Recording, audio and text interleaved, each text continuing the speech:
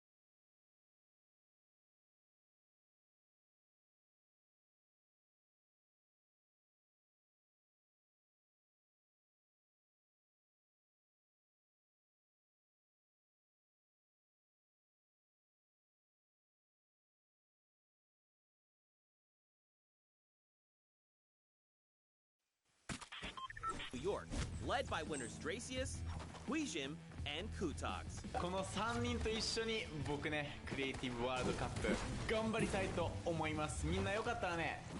Next up, we headed to Germany, where the Spandau trials took place. Hand of Blood picked his team by inviting players into the survival mode. World Cup hopefuls had to survive for 4 minutes in an apocalyptic map, all while collecting bacon by holding down points, shooting targets, and eliminating enemies. Though many participated and survived the 4-minute map, only 3 could join Hand of Blood in New York. The highest point earners were Spenos, Alex JJ, and Carnifex GG. Our final qualifiers challenge in Latin America was maybe the hardest one yet. Danyan and Achen teamed up for the most exclusive creative trial. Only 2 opens.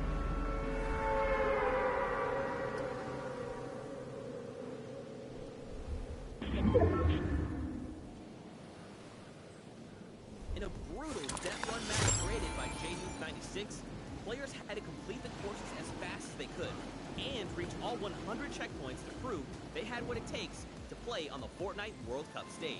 Tons of players attempted this death run in an effort to nab one of those 2 top spots. In the end, a few players got really creative, and 4Turtle and Stewart claimed the last 2 seats at the Creative Finals. And with these last 3 qualifiers in the bag, we're ready to bring these 8 teams to New York City to compete for a $3 million prize at the World Cup Creative Finals.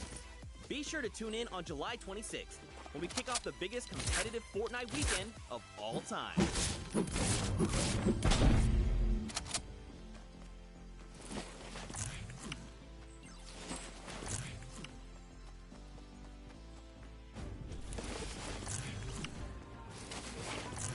Ladies and gentlemen, Fortnite fans from all around the world, welcome to the Fortnite World Cup Finals.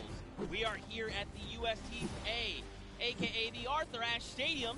I'm Zeke, this is Fala, and we have an incredible Fortnite weekend heading your way.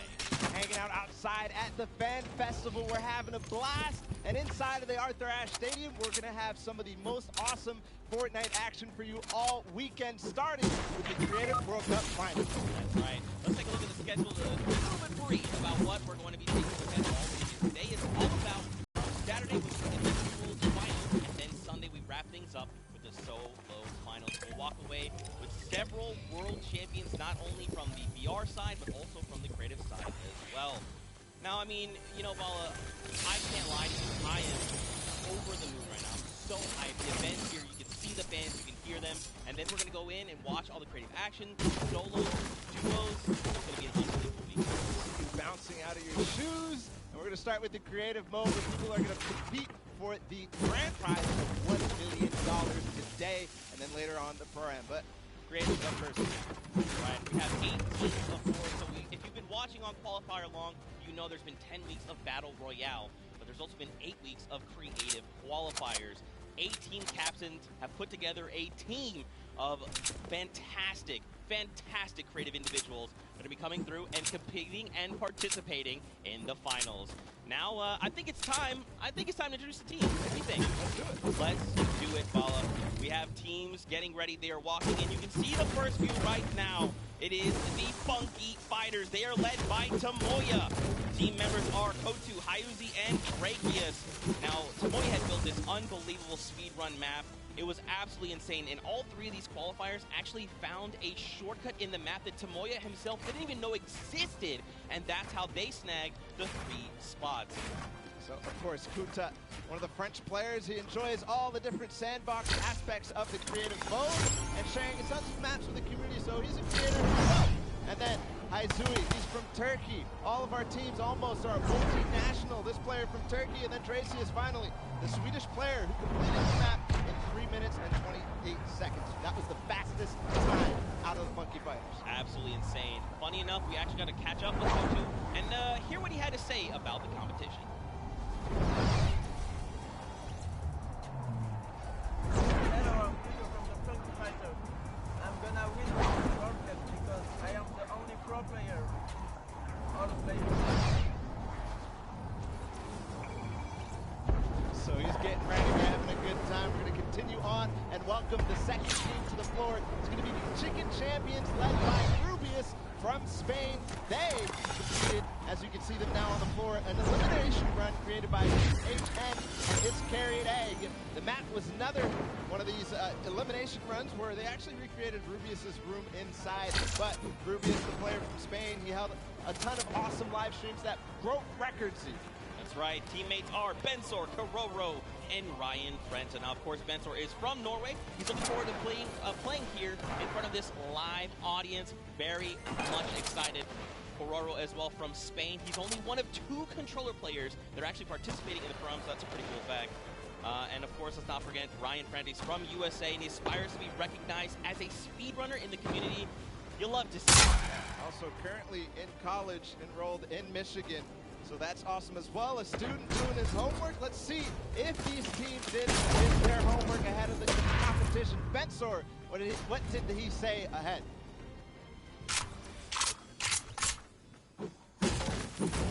Hi, I'm Benson, and I'm Team Chicken Captain, and we're not clucking around. I mean, I meant a few words. You know, if you're ready to compete, you're ready to compete. Now, of course, we have 4 teams to take a look at. Let's head on over to the Fishman. They are led by legendary community and Death Runner Scissors. You've got Tyler, you've got Zan, and you've got Suzu up on that team. I mean, this team is pretty dang good. Led by Scissors, one of the creators of the game mode within the creative mode, the death runs. And we'll see what they're going to be competing later on. But Scissors has put together a strong team, and he's a leader too. So I can't wait to see what kind of chemistry the Fish Fam has put together with the rest of their teammates. Yeah, and actually what's really cool about this is all team members are from different places. Sam from the USA, Tyler from Canada, Zan from Denmark, and Suzu from Belgium. And funny enough, we actually had a moment to catch up with Tyler, get his thoughts on the competition.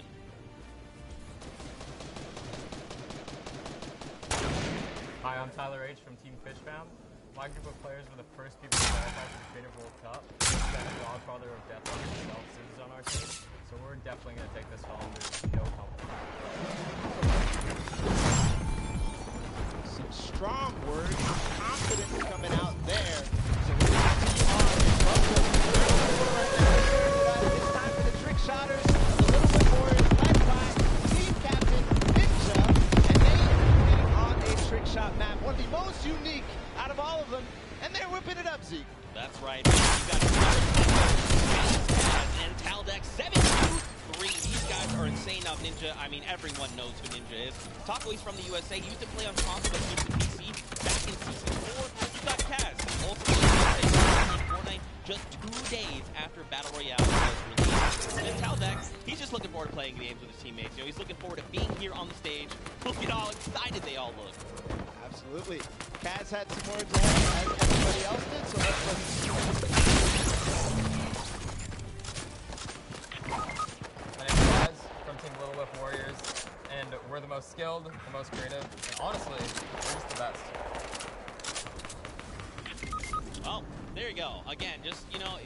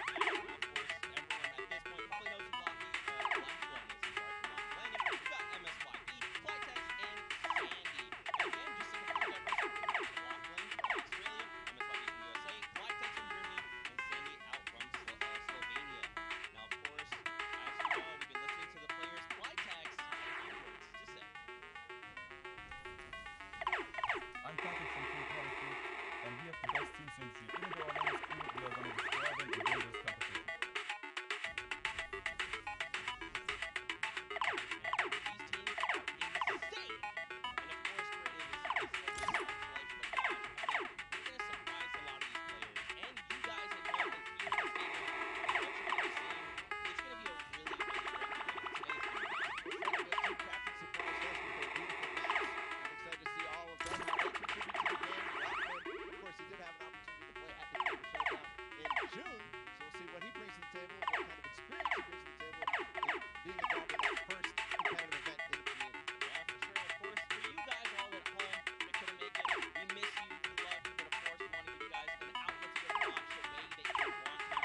Please, for your viewing experience with real-time stats and different points of view in-game, head to Fortnite.com/watch and choose from this channel a dedicated map channel and 10 rotation options covering a selection of diverse players. We want you to be able to watch the way that you want to watch.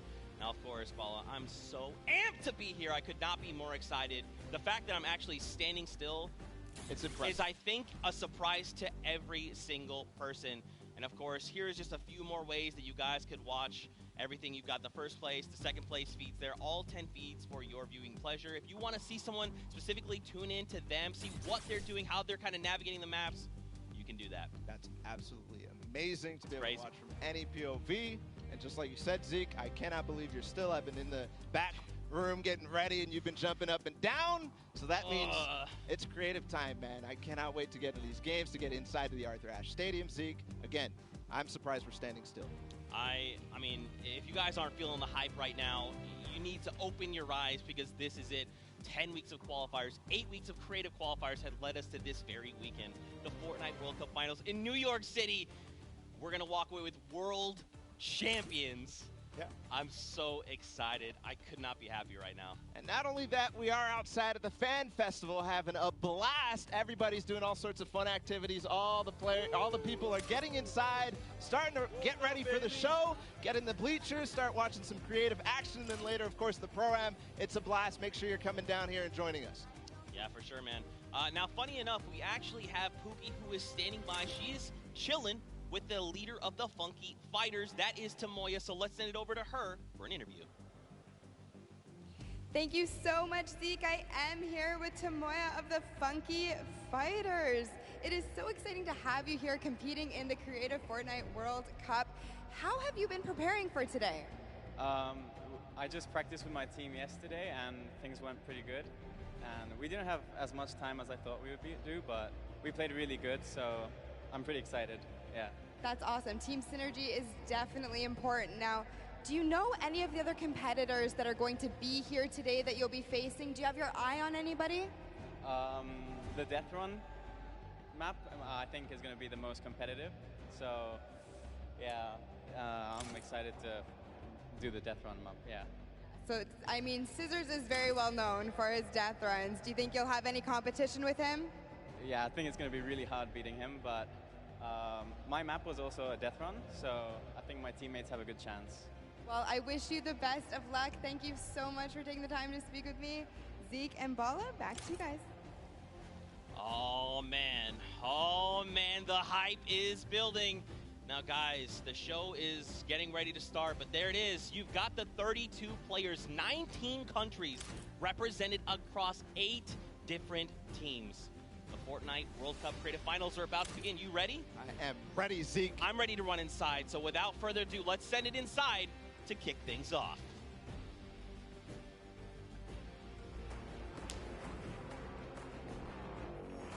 No pain, no gain. No guts, no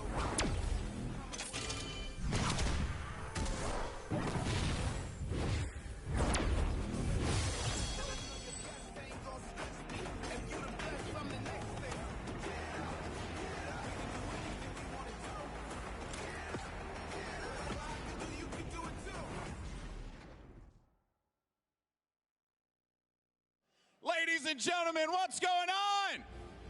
How you feeling today? That's what I like to hear. That's what I like to hear. Welcome everyone to the Arthur Ashe Stadium. I'm Golden Boy, your host, and I couldn't be more happy that you guys are here in my hometown of New York City. It's actually quite nice for me because that means I don't really have to travel that far It's pretty cool. That being said, we have a lot of cool stuff that's going to be happening here today. Not only do we have the Creative Showdown, but we also have the third Fortnite Pro-Am that's about to go down. It is going to be incredible. You got some of your favorite content creators. They're going to take that stage and battle for your entertainment. Now, you know that we saw a few of the players that were coming out here. We actually have one that you all may recognize standing by with Pookie. Pookie, who you got for me? Thank you so much, Golden Boy. I am up here on the main stage with Ninja. Familiar faces for everyone in the crowd. Let's hear it. How excited are you to be here today at the World Cup Creative Mode? This is something different for you, I'm sure. Yeah, I haven't really done too much creative, but I've been playing a lot with these guys, obviously, the last 48 hours. And no, I'm really excited. I think we got a really good chance, and we're going to have a lot of fun. Now, tell me a little bit how your team came together. Yeah, I checked out their clips for the trick shots that they submitted, and they were all, they stood out to me. They were special. And it was just an easy choice to pick these three guys. And, like I said, we've actually been bonding pretty hard the last 48 hours. So team cohesion is an all-time high. Team cohesion, I love it. We should have named you guys the Ninja Trick Shot Warriors, really. That would have been awesome. But there's no, there is a ninja skin kind of in the game. So, we could have had, maybe some of that. It's all good. I like the little whip. I love my little ice cream. And anybody that you're looking forward to facing off against here today? Everyone here, Gotaga, he's my fellow, Red Bull competitor, essentially, and, Scissors because he talks a big game. That's it, yeah. Those two guys, I'm looking out for them the most. Well, he does talk a big game. Let's see if he can back it up today. Thank you so much. I wish you of luck. Golden Boy, what do you think?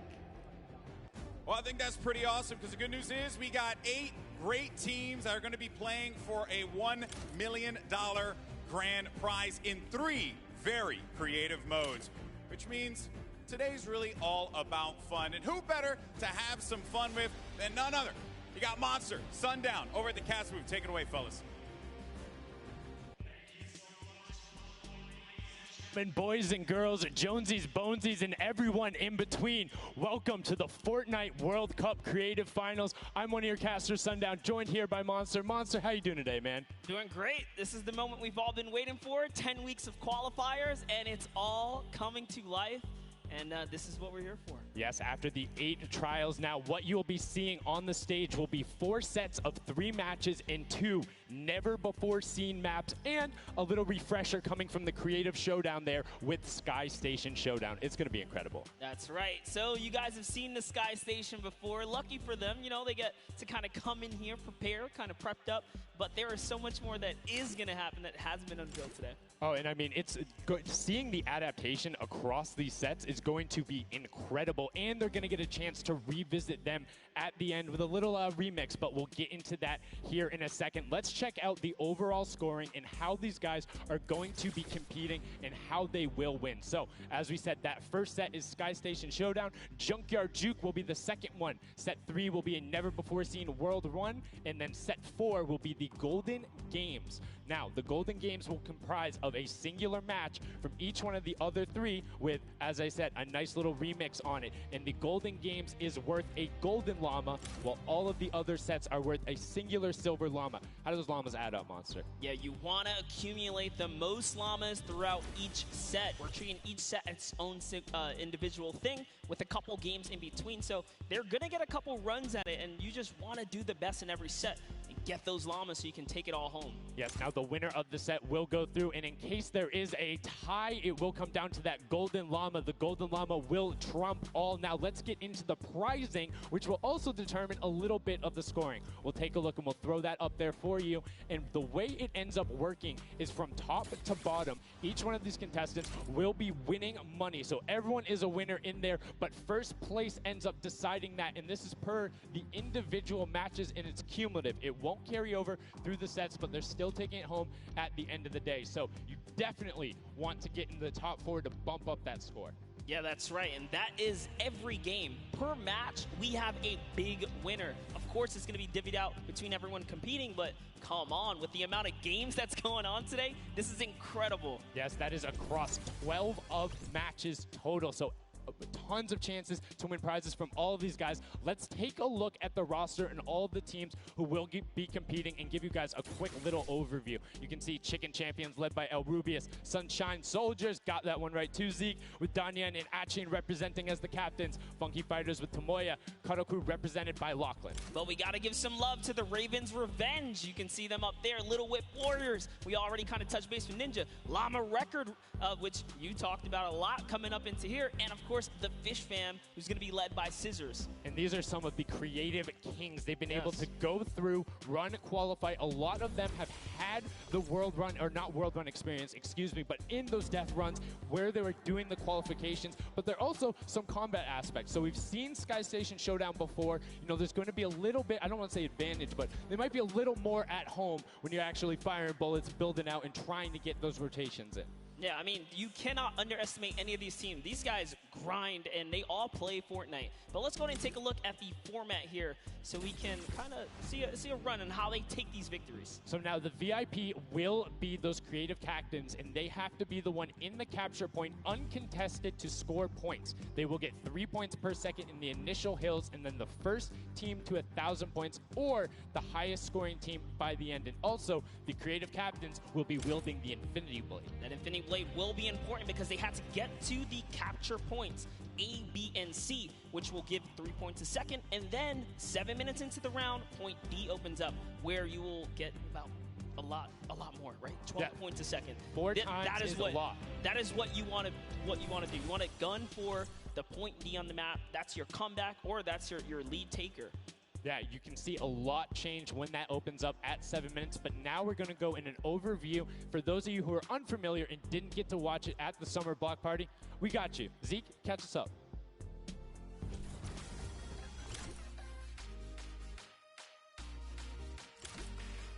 This map is a collaboration between Team Evolve and Epic. Now let's break down how it all works. For this very special event, we are bringing you an exciting King of the Hill style game built in creative by Team Evolve. 8 teams of 4 players will start at their home base on the edge of this massive flying city. Together they will push 3 capture circles, racking up points by holding them down for their team. As each team heads toward the capture points, they'll need to protect their team's VIP, who plays a key role in this game mode. If they get eliminated, they'll respawn at the team's home base. The VIP is the only player who can earn points for your team while in the capture circle, earning 3 points per second. They are also the only ones who can wield the Infinity Blade, which deals massive melee damage and enables the wielder to jump incredible distances. It's the rest of the team's job to make sure the VIP gets to the capture circle and stays there as long as possible without being eliminated. With 3 capture circles across the map, teams have to strategize to figure out which point they'll be able to hold. Pay attention to your surroundings, because if lots of teams are fighting for the same point, there could be an open circle elsewhere. Hold up. Did I say 3 capture circles? Actually, there's a 4th one. Partway through the match, the 4th capture circle in the center of the map will open up and will award 4 times more points per second than the others. But with high reward comes high risk. After each match, teams will be ranked based on how long they held the capture circles and earn overall points based on their rank in that game. Those points will be added to an overall leaderboard, and at the end of 6 matches, the team with the most points wins. Let the showdown begin.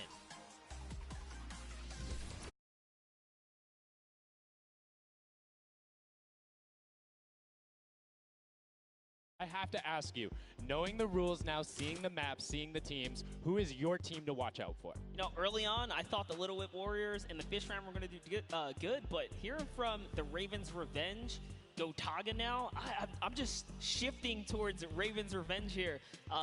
They've swayed me. Their entrance has really swayed me. They definitely had a lot of confidence down there in Gotaga. It can be very competitive at a drop of a hat. My team to watch, the Llama Record Co., Hand of Blood, Svenos, Alex JJ Carnifex. You heard him talk about it. 3 competitive veterans and a very aggressive German. That's a combination that I want to see on Sky Station Showdown. Now, we've done a whole bunch of talking, but I know why you guys are here. You know why we're here. It's time to play some Fortnite. The Fortnite World Cup Creative Finals starts right now.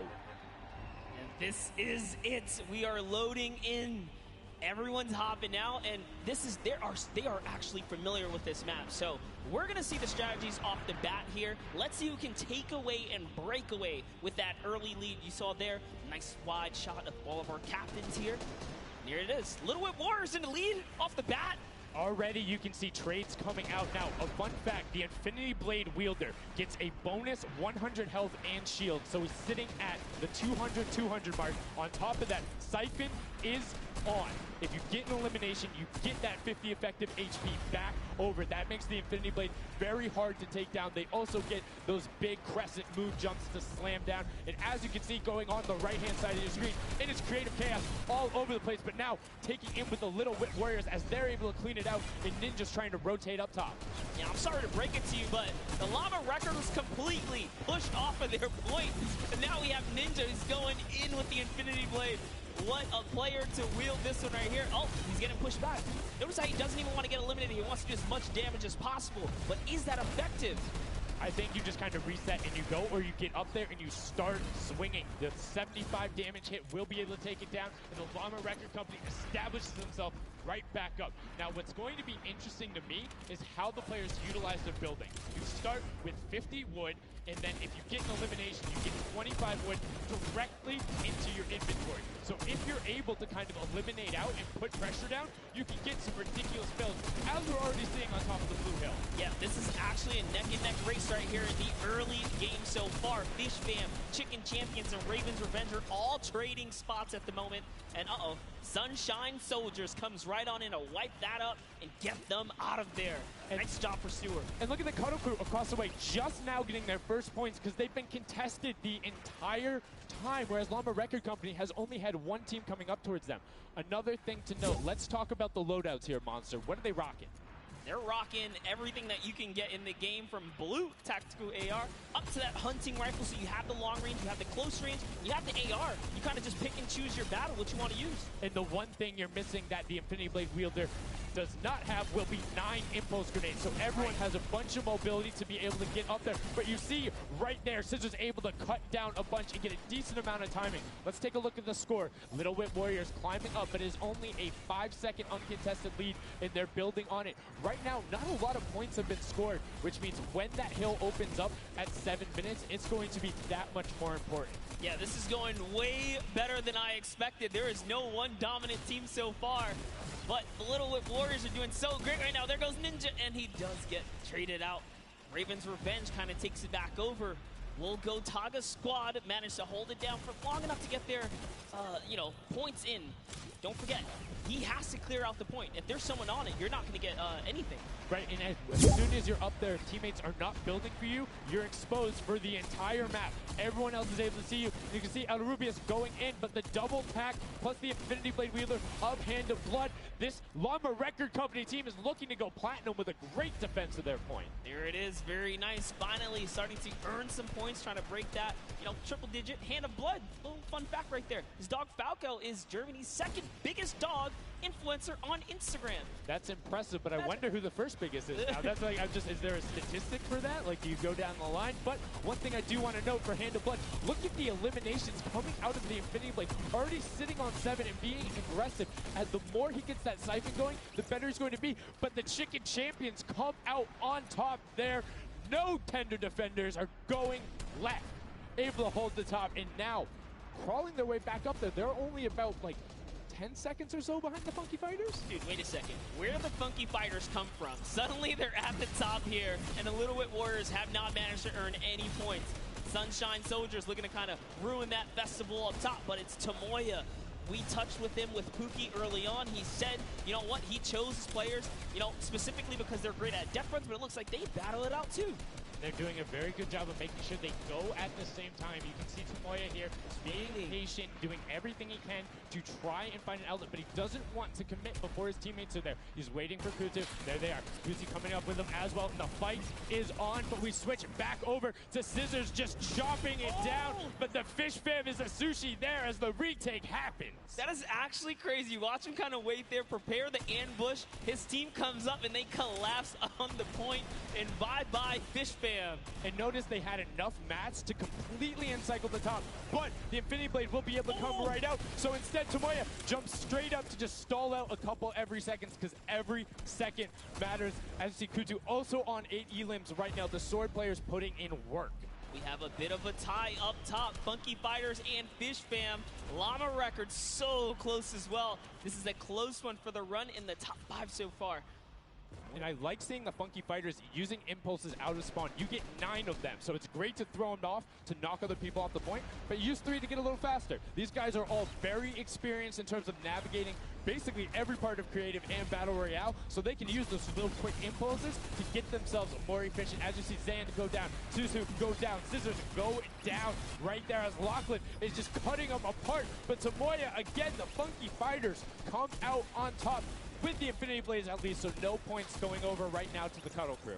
Oh no, the Cuddle Crew does not have the Infinity Blade wielder here, so Clytex has to kind of hold it down for now and wait until the leader, the team captain, can get up to the top. If Lachlan gets there in time, he might be able to, but nope, they kind of lose their point of interest, unfortunately. And now Gotaga goes up and goes straight back down, not able to catch himself on the edge, so Raven's Revenge gonna have to wait a little bit before they get points, but have full control, and Gotaga unfortunately breaks some of his teammates' build there with the Infinity Blade. Yeah, you see Chappie. Chappie's from, you know, the USA. His favorite aspect of creative mode is actually 1v1 build fights, so this is why they're doing pretty good right now. And they kind of close it up. Looks like the Cuddle Crew has come back, but the Fish Fam is here to ruin that entire party. Can they shut it down? And Scissors survives just for a bit more. And again, you see every single time the Funky Fighters go up, it is never a solo person. It is always 2, most of the time 3. They get control and then they immediately box up. But while we've been talking about them, let's check in back with the scoring as we're now right around the 3rd mark and a minute out from that 12 point per second circle. And Ninja's team, the Little Whip Warriors, are Little Whipping all over as Tomoya goes up, comes back down, and the Xing Xing was not enough.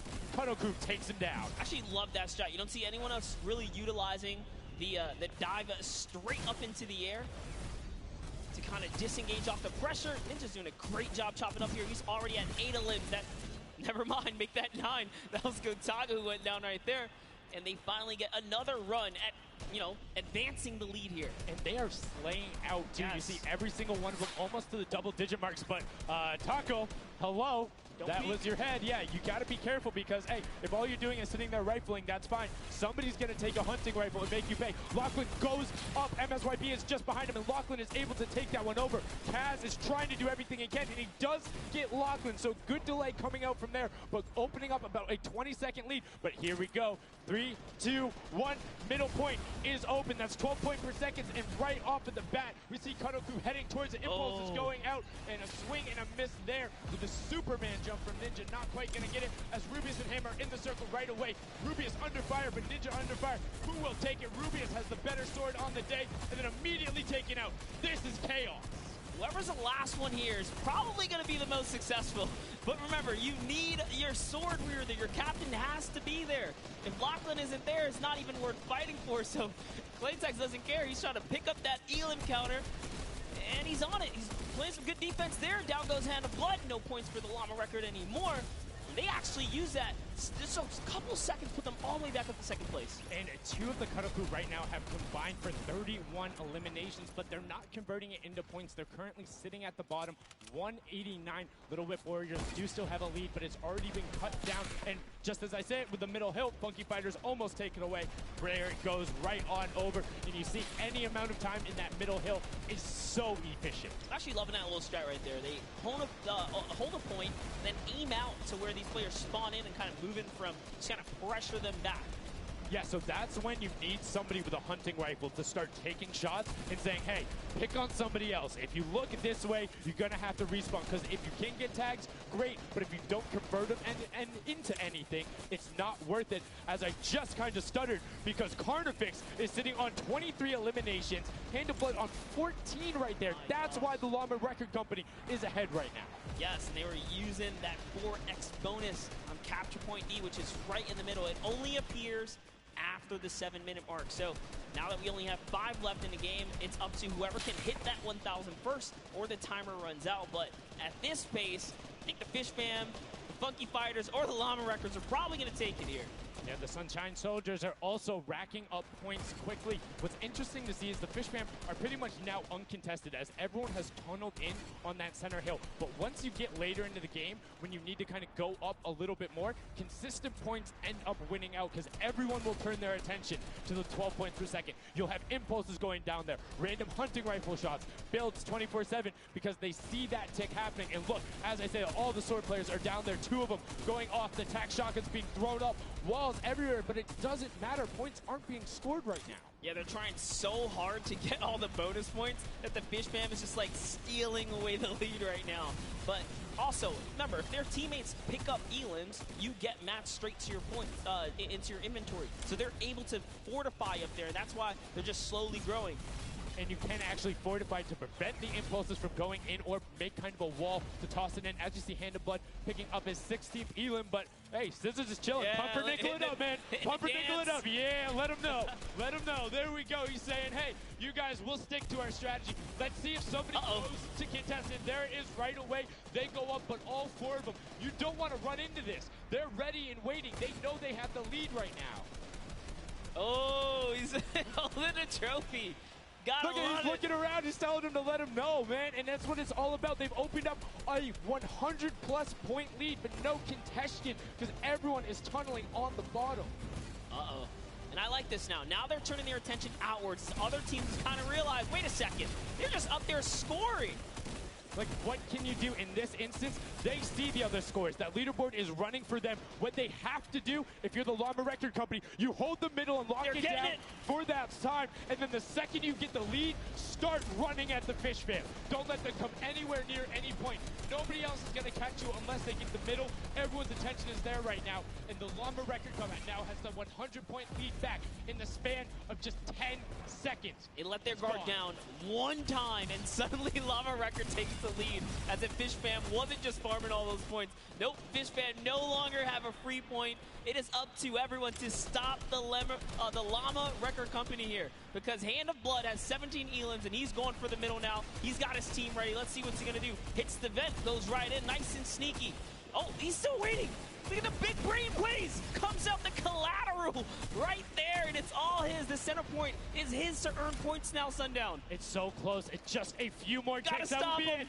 One more goes over, and that's it. Llama Record Co. takes the first match. Hand of Blood, Svenos, Alex, JJ, and Carnifex are your match 1, set 1 winners right there. Incredibly impressive coming out.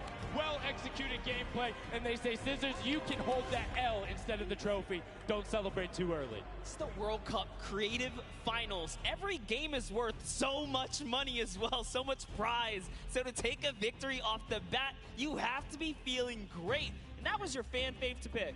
I mean, they had everything going in. They're incredibly confident, but they had to make sure they were able to get it. You can see the last few moments, they'd already boxed themselves up after clearing out the Funky Fighters, who were the only other contestants. The Funky Fighters actually also passed the Fish Fam in the last moment, which is huge in terms of not only the prizing, but what will end up being potentially a llama in the end. That's right. That is right. Loving this replay right there. The let's goes, the energy is real. You can clearly see the excitement. That was a great game to watch. It's fantastic. Honestly, I love Sky Station Showdown so much because I think there's a level of depth there, right? Everything is wood, so you're able to like kind of hit through it, and the Infinity Blade cuts through all of it right away, but the Infinity Blade wielder doesn't have the ability to build, needs the support from his teammates. So you saw the people who were roaming in packs of 3 and 4, incredibly successful. Yeah, it was kind of unfortunate. The Cutter Crew was like slaying, legit. So many elims, but not a lot of points. And that's because play that split game, it's not going to work out. You have to convert it into control. It is a control the point game mode, and if you're not doing that, the other players are going to be doing that, as you saw right there. And what was unfortunate then for the Fish Fam is they got contested twice in a row right after and just couldn't get reestablished. They couldn't group together in those long spawn lines like you were talking about. I mean, they could be painful. Yeah, you know, I was rooting for Raven's Revenge, man. I might have to jump on the Llama Record Company bandwagon. Bandwagon it? Really? One match? Just one, dude. One match? That was quick. All right, well, he jumps on the bandwagon. We're going to jump on over to Pookie, who has an interview for us.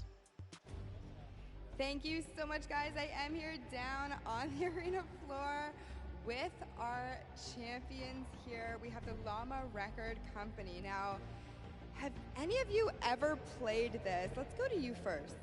Yeah, we had a few training sessions yesterday and we were totally dominating the game mode. So, I mean, we are by far the best team here. And right now, we feel very confident, yeah. Well, you certainly played, like, you came a little bit from behind there. So your strategy was kind of like to get those points that are slower accruing at the very beginning and then kind of go into the middle and kind of start dominating near the end. Who made that call? I mean, that was pretty much me, yeah. Like, we know that at 7 minutes, like, the middle just opens up and you get like 12 points a second instead of 3. So, yeah, we decided to work on that. We weren't that good at first, but we got a strat going. So, yeah, it went pretty good. Speaking of strategy, are you going to carry that into the later games? You're going to change it up? We're just going to do the same thing. Hopefully no one follows us. I mean, now all of your competitors have heard you say that, so we might have to discuss strategy a little bit when the microphone gets turned off. Now, finally, for you over here, how does it feel being here, playing in front of this massive audience? It feels amazing, like it's just a dream coming true. Thank you. And for you over here, you've traveled all of this way to just be here, be at the World Cup. Is it surreal? How do you feel about it? It's an experience. It's really nice. Yeah, and we love Spandau. Yeah. All right, well, we'll talk about that. You guys got to educate me on that. Not sure what that is. Thank you guys so much. Congratulations on taking the first game. Casters, back up to you. Thank you so much, Llama Record Co., Hand of Blood, Spenos, Alex, JJ, and Carnifex taking the very first match of the Creative Finals, the first match on this stage. I mean, it was an impressive format. They clearly had a strategy they wanted to execute on. It took them a little bit to get there, but over the course of the game, they were consistently accruing points. Yeah, I should have known last night they were going to do good. Saw them on the hotel lobby. They were hanging out, literally as a crew. One of the only creative teams that I saw sticking together like a squad. Should have put my money on it.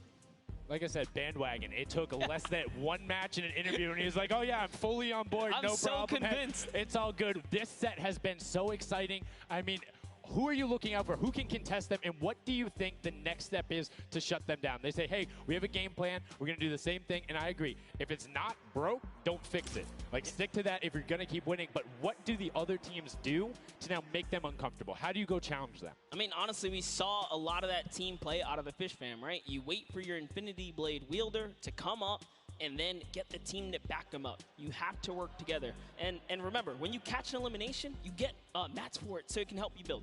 Yes, mats and the health back, but the first match is done. The second match is kicking off right now, and we will have a pretty good idea of where we're going. I'm excited to see if they can repeat, and now the second match is underway, and right away you can see some players sprinting out, some opting to take some hunting rifle shots as Lachlan grabs that Infinity Blade and goes straight up. And you can see you can actually make it to the top if you hit the vent, jump, and then jump again. 2 jumps right away. Fish Fam and chicken contenders. God, awful. Chicken champions. Chicken apologies. Tenders, chicken what? You trying to eat some Tender defender, Let's chicken go. tenders. I know, my fault. All right, here we are. So this time around, the Sunshine Soldiers actually managed to get some points off the bat. Very good for them, but Little Whip Warriors, same thing we saw before. How to take, a little bit of the first big step here. I mean, Ninja, it knows those jumps. He's able to get around incredibly efficient, up to the top right away. But the early tack fights coming out, Tomoya able to ruin that one there, but then Tyler trades it right back out. And what's really is important here is about establishing control as a team. You want to stay together and just get your momentum rolling as Ninja goes up, followed quickly by the Little Whip Warriors. Ninja goes first, gets 1 elim, gets 2 elim as they swarm from both sides. So Ninja was up 2 from the back, 1 from the front. That was a very well coordinated retake. Love how they did that, and now they're all holding it together. Kaz holding down the backside, keeping these players off the ramp. But it's Gotaga's squad who's coming up the top here. It's Chappie, and Gotaga dives right on up into it, and doesn't matter. He just gets taken right down. This is what you need to do here. 6 eliminations already coming out from them. Taldock with 1, Kaz on 4, and then 2 for Ninja with the Infinity Blade, as Taldock is immediately spraying down shots, making it just a little bit more difficult. But boom, there come the hunting rifle shots, and Taldock is taking shots as well. Out of builds and needs to back up and use his team there, and Gotaga goes straight up. Oh, they need some builds for their backside because they are getting sniped straight out of that spawn point there. It's Raven's Revenge, who they're just kind of gatekeeping at the moment, right? Look at Chappie's like, dude, I can't even go up right now because the team is up there. It was a good challenge, and he did some damage, but Ninja was all over it. Now already up to 4 elims, opening up a 60-point lead, but have to keep an eye on the other parts of the map as the Chicken Champions are doing their best to hold the top but get pushed out. Kaz finally gets taken down, but 5 elims on his first life there as Ninja challenges Magma. Will he be able to clean that one up? Yes, and he does. But Chappie's on the other side. Slam goes down right away, but now we're over on board with your match 1 winners, the Llama Rekiko, and they're already slaying out as well. 12 elims for them, but 0 on Hand of Blood, which is actually efficient. Assuming he doesn't need the health, will have the sword regen going through, but he can't use the builds, right? So Yeah, other people need them. He can't build. He also can't get hit right now, so he needs to be careful because he is 1 shot away from getting taken out here. But someone dives right on up. He has to put that pressure down, and it's the Chicken Champion to make a quick end of him. And it's their turn to start accruing points, but no. Chicken Champion leader goes down there.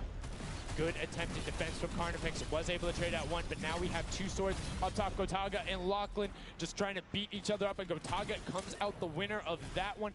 Other Cuddle Crew team does pick it up there. Just remember, it's 3 points when you're standing in the circle. Uncontested, it has to be the VIP in there. When we hit 7 minutes, there's the 4th circle that is 12 points per second. Yeah, this is definitely very intense for Tomaya here, who again has no health. The Funky Fighters are trying to get that dominant lead they had in that game 1. Can they get it? Ooh, knows he's on camera there, gives a little bit of a taunt. And uh-oh, is he gonna challenge? No, stays back, says, you know what, points are more important right now. He's just focusing in on the points here. And you can see the Funky Fighters trying to prevent that ramp coming up. It's very efficient to just immediately, as soon as you come out, have 2 team members ramp up into the left or up into the right so you can get up to the first level. However, the Infinity Blade will break that in 1 shot, and you have a ton of rifle ammunition. All of these guys being maxed out on ammo. Let's see here. These are all the spawn points. You can actually see the banners hanging, so you know if you really want to focus in and kind of shut down a team, you totally can. The Llama Lords are not doing great this game. No, and this was the double jump I talked about. Ninja goes straight up. That's the first elim. He's going to be able to point his camera, go up, and challenge as soon as the team decides, but instead, going to save that jump to be more impactful. Raven's Revenge trying to get pushed out right here. Gotaga and crew doing everything they can, but Taldock is going up the back. Chappie gets taken down for Ninja's 8th elim, and he jukes him out, going straight back up top. Gotaga, does he have the health to take it? First swing comes through, and Ninja goes down. Yeah, he just needed another elim to put him back in the game. You got to get that siphon bonus. You don't get the heals. It's really rough, even with the Infinity Blade to heal up, because, you know, the heal time is kind of slow. It's very slow. You can see the tick going up there. It's not something that you're going to be able to rely on, particularly when other players are getting the siphon off. If they're the ones trading out the shots, they can quickly change HP, and those are long animations. But look at the challenge. The 3 different teams going up, and now it's just the Fish Fam and the Cutter Crew. Lachlan doing everything he can. Zan goes down, but tries to create a little bit of space, eats the headshot from Suzuhu, and disengages. Cuddle Crew finally getting a couple points here. It's been pretty rough for them so far on this map here. You can see this struggle just a bit. The story has definitely been Ninja's supreme dominance so far. He's doing pretty good right here. And even with no health, says, you know what, I'm not going to give away 3 points. Might as well go for it. He was so close. Yeah, you can see him calling out the whites there on the sword, knowing they only need a couple more shots to get it as we switch back on over to the Cuddle Crew, who've established themselves there, but are still struggling to kind of get the points. The first time we're really seeing them all together, but Clydetex immediately gets ripped from the spawn. Yeah, Lachlan's team needs to represent. There they are. They're finally starting to score it up. He's got a couple of eliminations. You can see X-Sandy here. 16 elim, so definitely has some slayers there. Yo, they need to figure out their game plan because they're getting elims and putting things together. They have solid numbers. They're just not getting the right hill time. Maybe it's go somewhere else. You don't always have to go to the point that's directly in front of you. Go contest someone, or maybe just go mess with somebody at their spawn. Delay them so they don't rotate towards you. Like a number of times, as you said before, you can see where people are spawning. If you want to go deny a team, you can send somebody to deny them. Just know that player is coming back over and over and over with likely more resources than you. Every single time. And look at this. The Little Whip Warriors approaching that 400-point mark. And in just 1 minute, that new point capture D will be unlocked in the center of the map. And while they have a solid lead right now, just under 150 points, that disappears in the blink of an eye. That's about 15 seconds uncontested in that middle hill. That's just how valuable it is. But we saw the shift in gameplay that happened. Everybody tunneled it right away, and then the Fish Fam were able to get back up, but after that, kind of cycled it back in, and the center point became the focus and where the win was taken. And right now, Llama Record Co., you said they were struggling at the start. They're doing fine right now in second place, Monster. They're definitely creeping their way right back up. They're about to hit that 300-point mark there. Here we have Svenos just on the point by himself right now, waiting for Hand of Blood to come on up, hopefully. And again, no surprise, Ninja and his crew has found himself another point. And the way they've angled this build is brilliant, because if you come up the steps, you're pushing into somebody's right hand, and on the other side, you're blocked off, as Ninja then just drops down Stewart 0-0-0-0, and he gets picked up with the alley-oop from Gotaga, as Gotaga comes up with Magma 1, 2, 3. Ravens out of nowhere, but the Little Whip Warriors don't care. They're cutting down in 3, 2, 1. You can already see MSYB is down there. Alex JJ down there. Carnifex down there. They're trying to set up control right away. Llama Record go, but the impulses are raining from everywhere. Hand of Blood really trying to get in there early too, as did every other captain, but it was, to no surprise, not effective. And you can see that the Chicken Champions are committing to the 3 points right now. Little Whip Warriors as well. While contention is happening down in the bottom, no Infinity Blade Wielder is in there, but the steady climb of points coming out of the Chicken Champions is going to be beneficial. But also, just like that, Llama Record Co. is a little bit off the pace. They need to get the center uncontested. However, this game, they have a lot more attention on that. Yeah, but look, Fish Fam's doing the same thing they did last time, just slowly, or actually, sorry, the Chicken Champions have adopted the strategy. Fish Fam are doing it too. You can see they're getting 3 points there. So there's 2 teams who are just hanging out up top, no problem. All the other teams right now are contesting. Raven's Revenge has control of the of one of the other side. So every hill is occupied and full controlled by a team, not being contested. Everyone else is looking at the middle. Yeah, and it's actually working. The Chicken Champions are right behind the Little Whip Warriors right now. They're almost in the lead here. They just have to kind of hold it down. Honestly, the Little Whip Warriors have to identify what platform they're on and go take it. Well, this is what happened to them last time. They kind of had a good lead and then stalled out. You need a game plan with the middle platform goes, and you either need to stick to it or, depending on the score, be adaptive. Because right now, Chicken Champions, they're being fine. As long as somebody isn't controlling the middle, they're going to be able to have that lead, and you can send one person to just throw impulses down there over and over. Just be annoying from the top. Here's Scissors. 6 Elims looking good on this other point, and now he's in the top 3. They weren't even close before, but just by slowly, consistently gaining points here, you can see they're breaking those thresholds slowly but surely, and Little Whip Warriors are no longer in the lead. Yeah, Little Whip Warriors actually unseated the Chicken Champions there from their control point. They're taking it over. They're trying to get it back, so that's a battle right now. But the Funky Fighters out of nowhere, middle hill, and all of a sudden, just like that, into first place, going to pass 700 in just a second. Nope, get pushed out, and now they're back in there. Tomoya going off right now. Llama Record Co. down there and trying to push him out, and you can see they're contesting it over and over again, but they're not getting the points they saw last game, falling off the pace. Yep.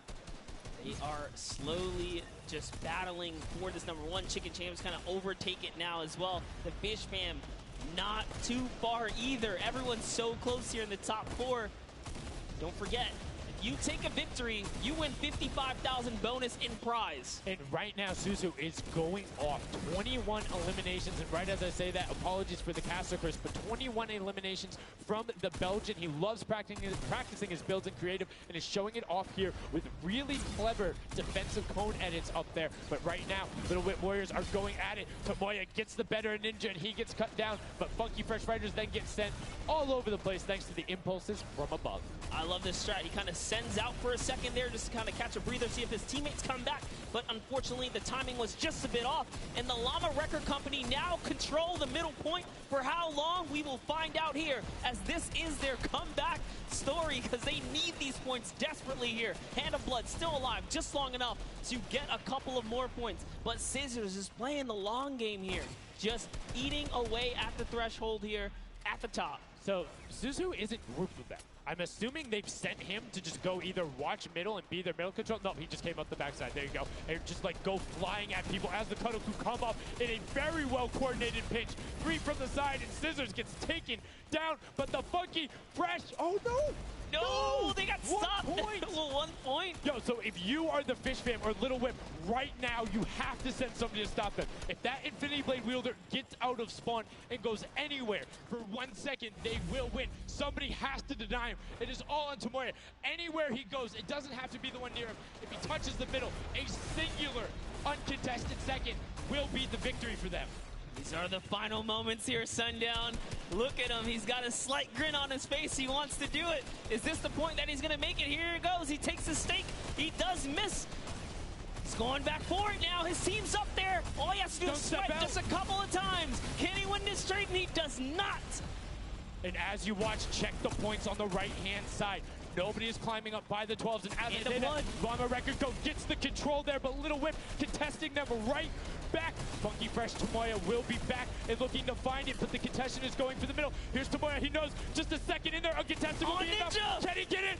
Oh, no, he doesn't. He got knocked down. The impulse grenade at the second he landed knocks everyone out. No one's in there. Can he find it? And he does. That's it. His feet touch the ground. The impulse doesn't go off. Tomoya takes it for the Funky Fighters with some brilliant teamwork.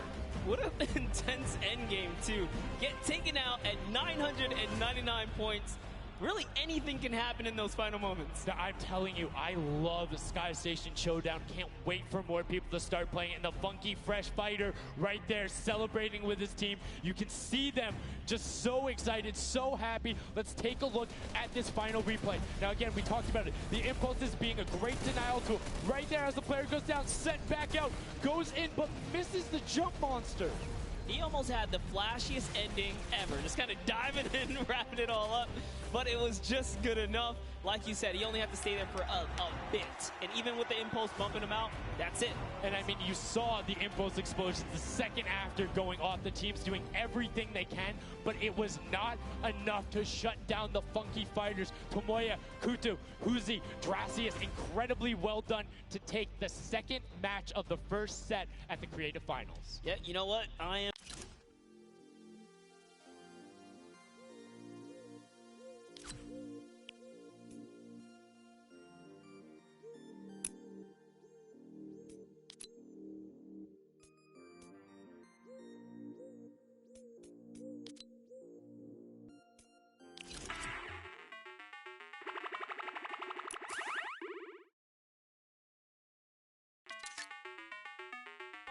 You know, now they find themselves one step closer to taking the Silver Llama for this set.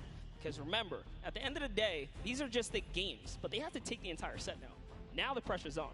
The pressure is on, but the Funky Fighters have a little bit of pressure off of their shoulders because they know they got that top spot. And we have Pookie standing by on the top deck with the Pooks. What do you got for us? Thank you so much, Sundown. I am down here with our second game winners here. Congratulations, guys, first off and foremost. Now, I got to talk about the moment where you guys were just sitting. You needed 1 point left to win. What was that like? I was really nervous. Like, I was just imagining, like, losing with 1 point would be terrible, so we just tried to get 1 more point, and we did it, so. It was definitely devastating. I was screaming in my seat. I heard all the fans in the audience screaming for you guys as well. So going into the next games, what do you guys think your strategy is going to be? Are you gonna keep doing what you're doing? Are you going to mix it up a little bit? I think doing what we're doing is fine, because first game we got second place, second game we won, so yeah, we're going to try and do the same thing and hopefully win again. And hopefully have more than a 1 point buffer, right? Yep, yeah, definitely. For sure. Now, just coming over here to you, what has it been like to be here at the Fortnite World Creative Cup, just playing in front of this audience, you know, hearing everybody cheer for you guys to win? What is that like? It's fun. That's the only thing I can think of. It's fun to compete against everyone else, meet your teammates, and just have fun. Yeah, and have you guys had a chance to play together before? Is this your first time playing together as a team? I don't hear it, sorry. Is it your first time playing together as a team? Yeah, it's the first time. Well, you guys definitely make it look super easy. Thank you all so much for being here and talking to me. I'm going to let you get back, get your synergy back together. Sundown and Monster, back to you up at the desk. Thank you so much, Pookie. And the Funky Fresh Fighters, I mean, their game plan has been solid. Second place, first place. Now, I understand why you might want to bandwagon a little bit, but I'm still going to hang out with my Llama Record Co. But I want to talk about the changes we saw from match 1 to match 2 in terms of gameplay, and was it what you expected? Definitely not what I expected. I thought Gotaga's team was going to come out here and crush it right behind the Fish Fam, but as you can see, huge upsets. Anything can kind of go either which way. And I mean, talk about like kind of beginner's luck or something like that. You just put a team together. They didn't practice. They're just coming out here and wiping players up. So a lot of talented players here at the Creative Finals. I mean, Tomoya talked about it. He was like, hey, when I pick my team, very confident there with their Death Run ability. Want to see what they do in the elimination race during World Run. But doing incredibly well so far at Sky Station. That's going to be a confidence booster, because if you can get the Silver Llama there and you're confident in your ability on the World Run, you're set. Yeah, you're just one step closer. So with the first place and the second place, they're clearly having a good set so far here at the Sky Station Showdown. Yeah, it's been very well done from them, but it's still anybody's game. Don't forget, the winner of the Silver Llama is the one who has accumulated the most prize money across, which equates roughly to placements, but you don't get punished if you're placing in that bottom half. 4th through 8th, all receiving the same amount of prize money in each one of the matches. Yes, everyone is a winner. So you really have to fight till the end, regardless if you're in the lead or not. This is why these guys are going for it, because this is life-changing prize money on the line. And I mean, we've seen the difference 10 seconds in that center circle. 120 right there. It makes a huge difference, but enough of us breaking it down. We're going to throw it outside to Bala, because he's going to show us what's up with the tactics. Bala, what do you got for us? I'm out here at the Fan Festival, and I don't have a bandwagon here, but maybe after this set I'll have to hop on somewhere with Monster. We got a ton of awesome action. I've been watching it, and I have to show you guys what went down in that first and second games. It was awesome. First off, the Llama Record Company started off with an amazing take, cohesiveness on the point. Every single time they went up here, they were going from 2 sides, 2 angles, and the sword approached at the center, but made sure that he was the most important person not to go down. You see there, Hand of Blood and his teammates all backing up. He's going to have an engagement on the side. These sword fights are really easy for him to just mow it down, but immediately as he realizes his teammates are up on the point, about to get up, about to push the ramp, he comes up from the side, slices and dices, but meanwhile, they ended up falling down the leaderboard. If you look at right now where they're at, they're only in second place. Fish Fam was ahead of them. But all while Scissors was dancing and talking all the smack, telling his teammates to try to get the crowd involved, it was Llama Record Company making the plan, making the play to get in towards the center. Absolutely amazing take in the center on this first game. Led to Hand of Blood staying in that point and absolutely dominating with the super point there. Guys, 2 matches down on Sky Station Showdown, 1 more to go. We'll see where Monster lands at the end of this, because I will maybe join you on that bandwagon. Guys, take it back. I mean, that's starting to get a little awful crowded, man. Real quick, you guys hopping on those bandwagons. But as you said, there is 1 more regular Sky Station Showdown match in this set. We will see it again later in the remix version during the Golden Games. And it's been so fun to watch the difference of players, who's able to be very strong with the Infinity Blade, how the pinches end up coming. And now in this 3rd match, it's only going to get better from these guys. Yeah, definitely want to see some more of that kind of team work happening here. And why not just hop right into a game right now, right? Let's go see some more action here, because this last game of the set is loading in right now. Yes, and this will be the final match of this set. Set 1 after this, a Silver Llama will be awarded, and we are in the match. It's Sky Station Showdown. Set 1 about to be over, and here we go. All right, gotta love those players just kind of beelining out. And don't forget, you know exactly who your neighbors are. You know who is to your left and to your right, because you can see the banners and the designs on their spawns. It's a nice look at our captains right there. And right away, you can see a number of teams finding ramp paths where they're able to use their first 5 materials. Next 5, Sword does a double jump. Boom. Right to the top. Chicken Champions excellently executed. Yeah, this is what matters right here, is stopping the Funky Fighters, because clearly they have been doing some good work together as a team so far. Tomoya is off to the races here, though, sent to run away. Can the Sunshine Soldiers come back? Can the Cuddle Crew make a big appearance for themselves? Because they can really shake it up here. It can go any which way depending on who has the most victories really in the best placement. Yeah, so currently you will see the fact that they're able to be pushed off right there. Llama Record Go putting shots down towards the spawn. You don't want to peek though because the hunting rifles will be coming out in the shot. Just misses Carnifex right there. And he trades back down.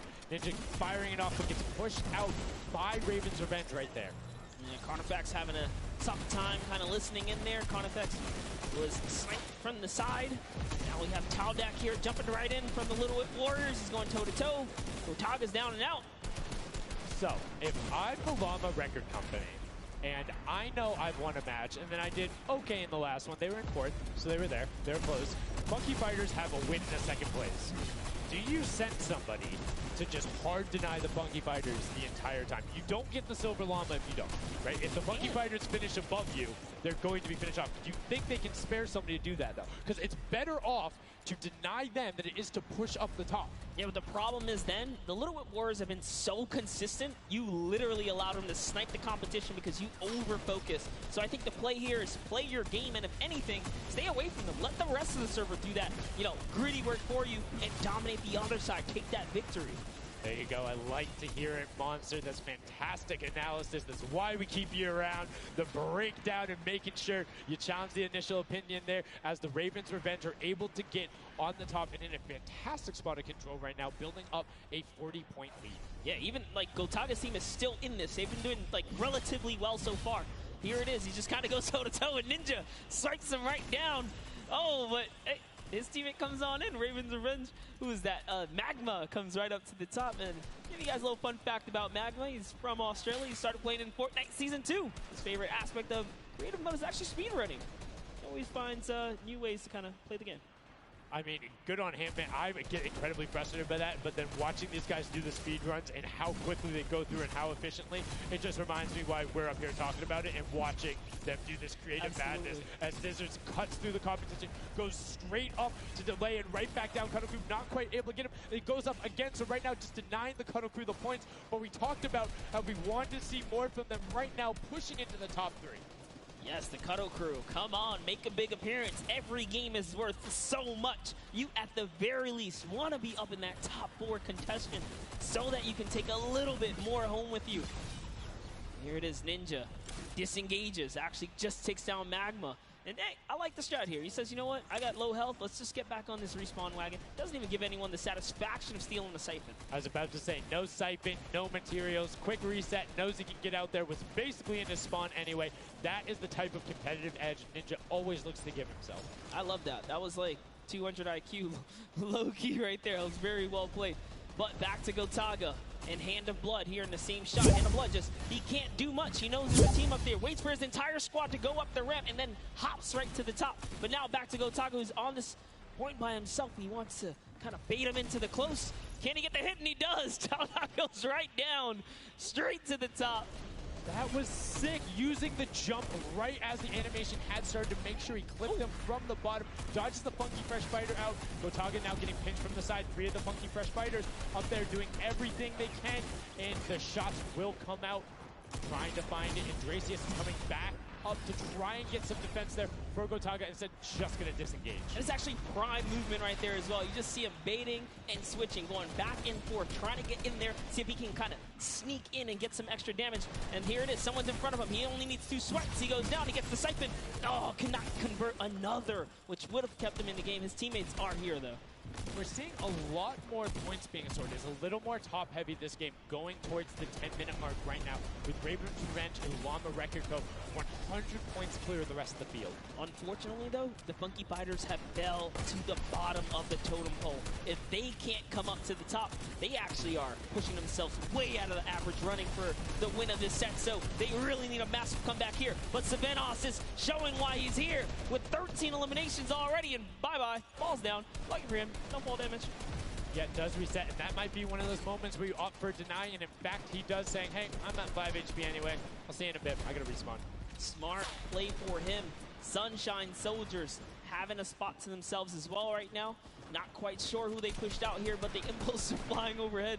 And Gotaga, they've been so good at holding the point here, and this is why they're in the #1 lead. The but they don't have too much cushion to play with. No, particularly when 12 points per second on that central point B is open.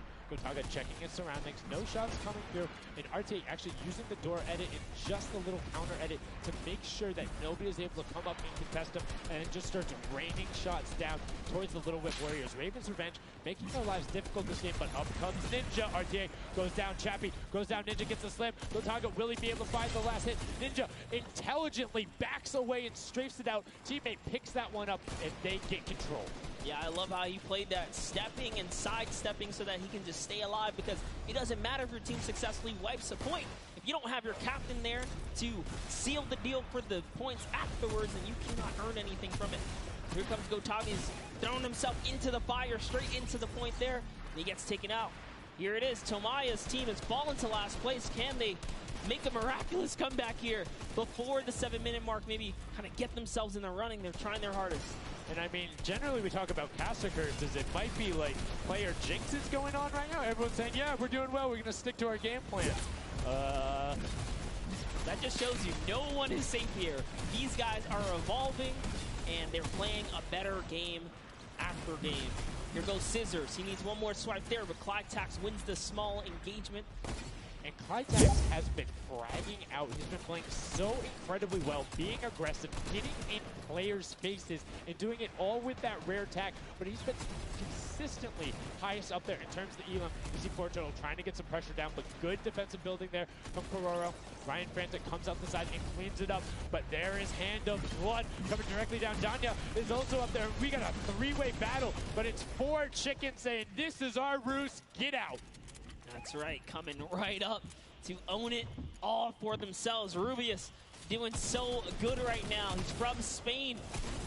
He actually has a record on, was it YouTube for live streaming? 1.1 million viewers, imagine. Yes, one of the biggest content creators in Spain. Will they be able to push down towards the middle? As you can see, Little Whip and Llama Record Company already down there. We've seen this story before as the Funky Fresh Fighters go in, but you can barely even hear the shots over the impulse grenades going off as everyone's like, no, we've seen how this goes. The Funky Fighters need this. The Llama Record Company need this. So many of these guys, it's riding on this game right here. They have to get as many points as possible. But even with the 12-point one, we haven't seen a lead like this from Gotaga and crew. They are nearly 300 points clear of the next team. Nobody else is contesting there. The Cuddle crew has now been able to catch up a little bit, but they both just established control in their top zones, and Cuddle crew won't pass Ravens Revenge by just sticking with 3 points. They're in a fantastic spot to win this match. Yeah, they've actually been very consistent as well, right? They've been doing okay in that top 4, just doing a pretty good job at staying relevant after all of these rounds. So if Gotaga's team takes this, we actually don't know who can take this set right now. It's actually that close right here. Little Whip Warriors have kind of fallen down a bit here, but Funky Fighters clearly in last place is not good. And now, right now, you can see Tomoya coming in, doing everything he can to knock it down. Carnifex challenging as best he can, and Lachlan is just hanging out inside the cone. Lachlan's doing a great job here. He's just kind of hiding, loving the low profile kind of position and take here on the point. He goes in, but hey, he has to come out now and defend themselves. It's 3 chickens who surround him and take down that Cuddle Bear.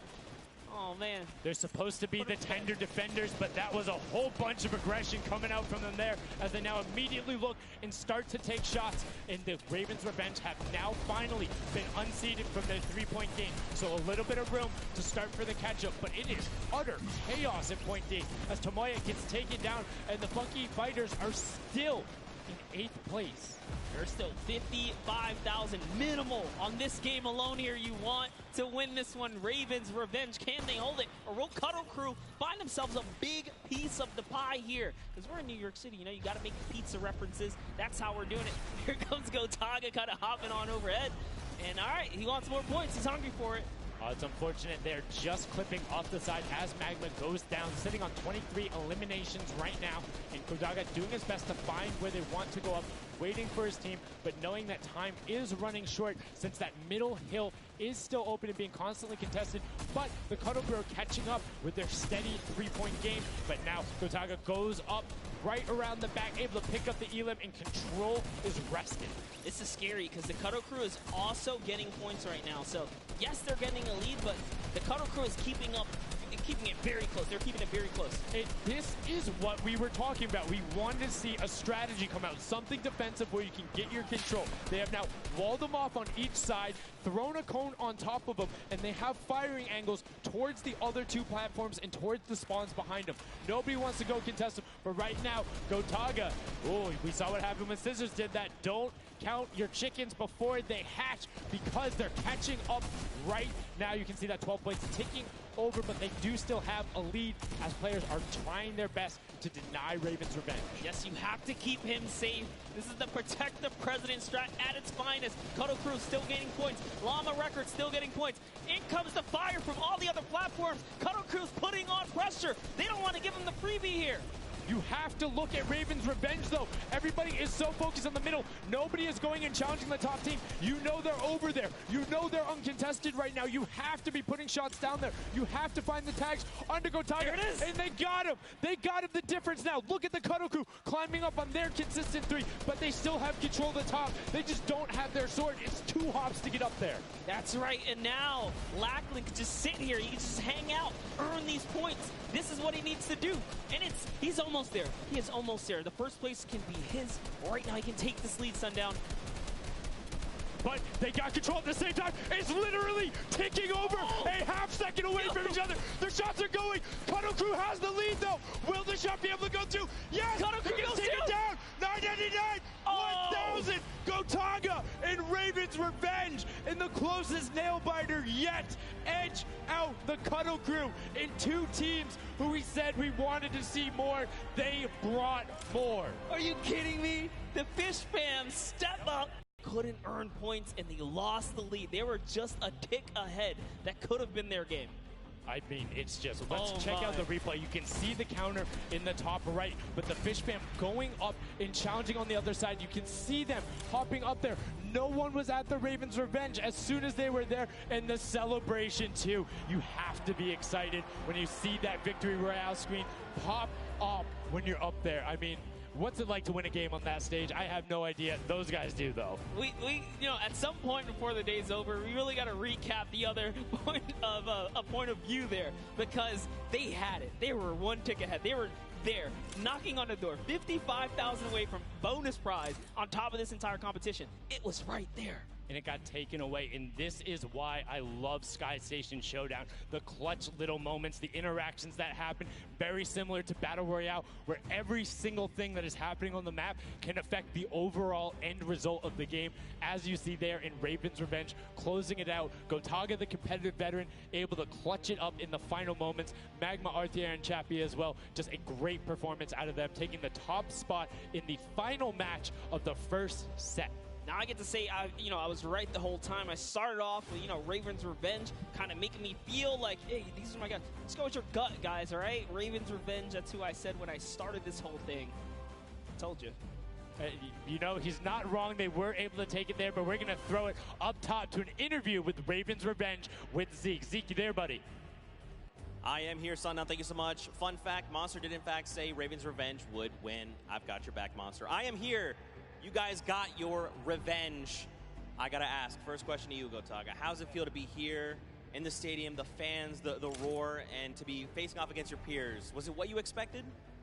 Honestly, it's crazy, and I have a really strong team. We are learning a lot from our mistakes, and I'm so glad to be here, to be honest. I don't know how to describe it. It's pretty crazy. It's pretty crazy being here. I'm right there with you. All right, so now who's the overall shot caller? Is it Gotaga? Is it you? Who is it? Kind of all 4 of us. We were playing too afraid at first, so we just had to go in there and just kill them as fast as we could, and then spawn trap. That was our goal. Okay, what's the strategy like? Are you guys, talking through at the beginning? Are you guys waiting for someone else to make a move? Or are you guys like, no, we're going in first? Yeah, we're trying to, really pressure Ninja's team. We're trying to put pressure on that green point. And, we were able to control it over them. They ended up wussing off over to the center. And, we were able to play our game and play what we wanted. Awesome. All right, final question. What do you want to say to all the fans that are here watching, cheering you guys on, and from home? I don't know, it's just incredible. I'm happy that so many people are here. I don't know, just enjoying the show. It's amazing, honestly.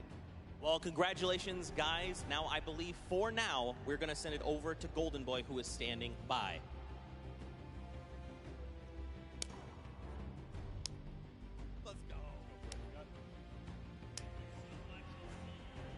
going on there. And now what we're doing right now, hanging out as they walk back over, just brilliantly done there from RTA, Magma, Chappie, Gotaga. The teamwork from them was just on point. You talked about it, all 4 strong players from Gotaga, and they're happy with the final result. And that puts them immediately into contention because it's cumulative prize point to find out who will take that first Silver Llama and kind of get a leg up for the rest of the creative final. I actually want to touch on something that, you know, was kind of interesting. He called Ninja's capture point the green point. These guys are like that focus here. He's like, okay, we know who's kind of farming which ones. And they're shutting players down, shutting down their competition so that they can take these sets. Well, that's the next step, right? As soon as you're immediately in there, and that's the big part for Sky Station that I enjoy, is you have the ability to see where the other opponents are in relation to you for score. So if you want to go and try and make somebody's life difficult, you might not be maximizing your points,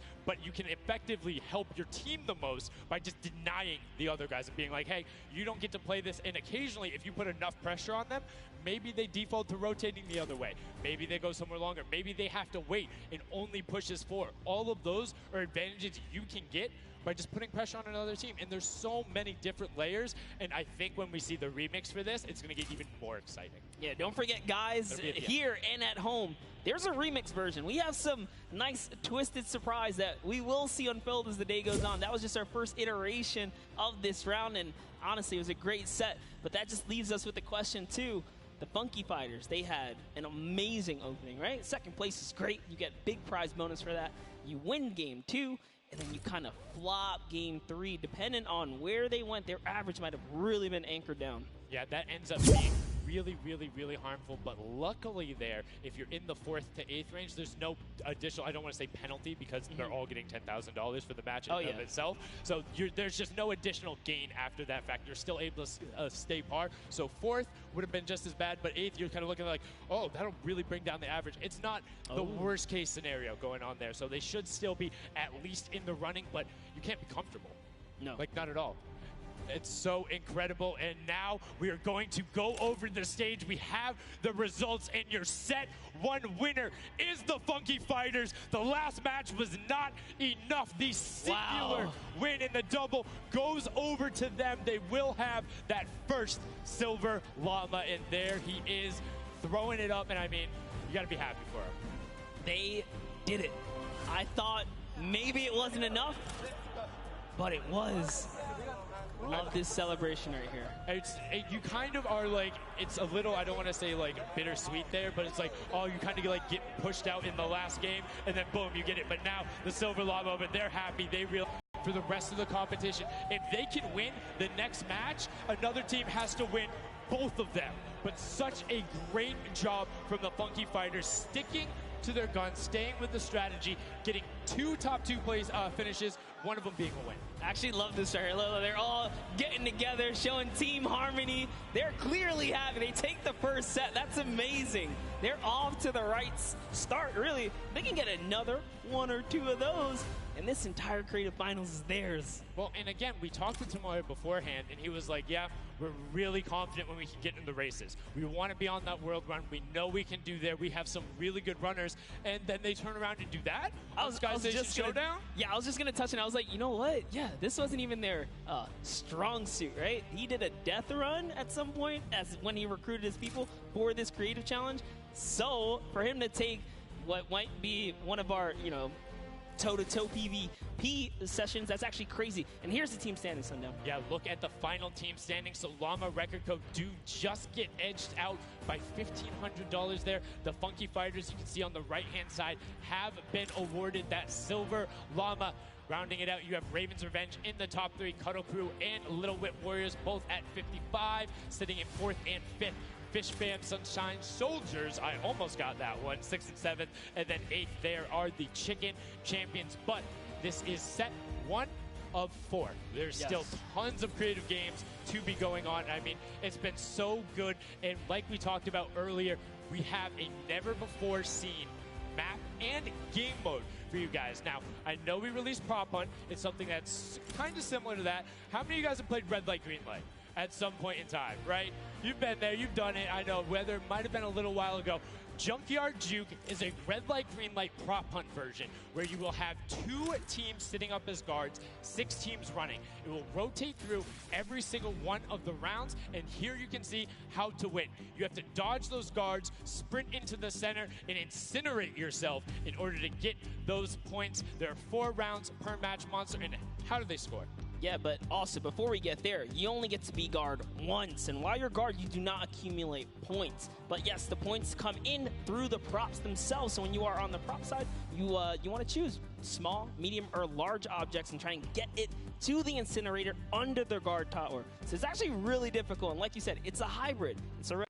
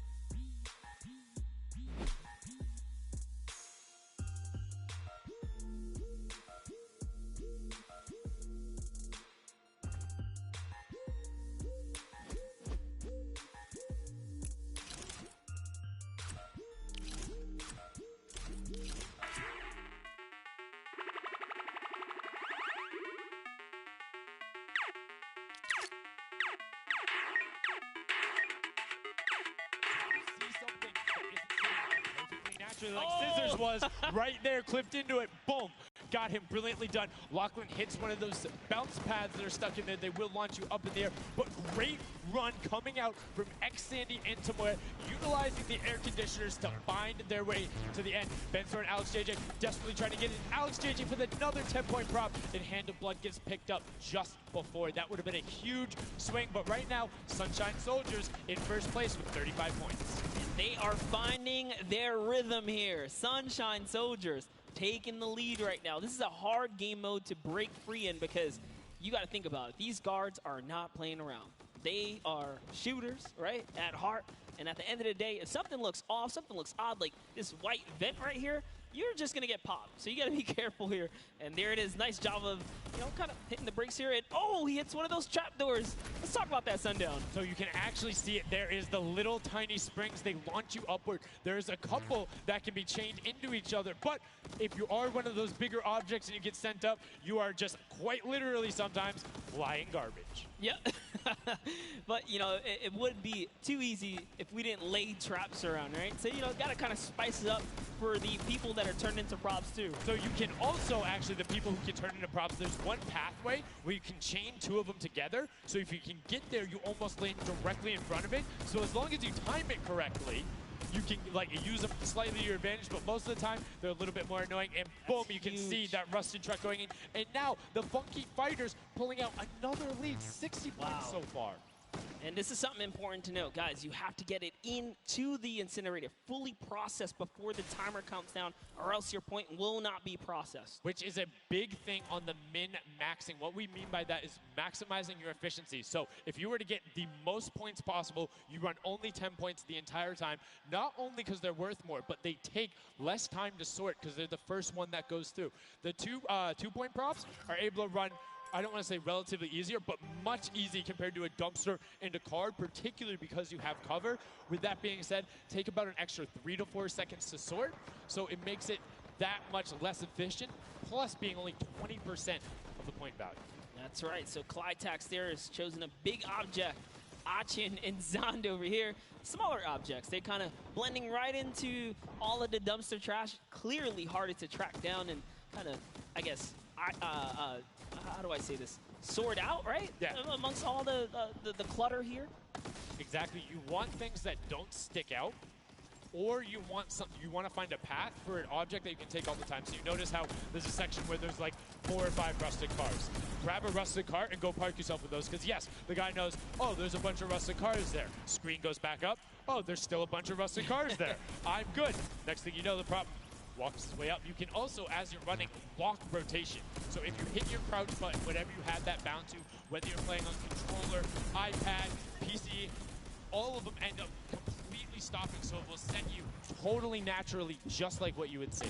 And this is also those moments, right, when you're in the guard, oh, someone spotted there, popped them. Tomoya, nice job seeing something out of the ordinary, but notice he gets an elimination on the object. You don't earn points for that, so it's just your job to stop everyone from getting any kind of points, so don't break away with the lead. When you're in the guard tower, you can't allow the people to score, and you're not scoring.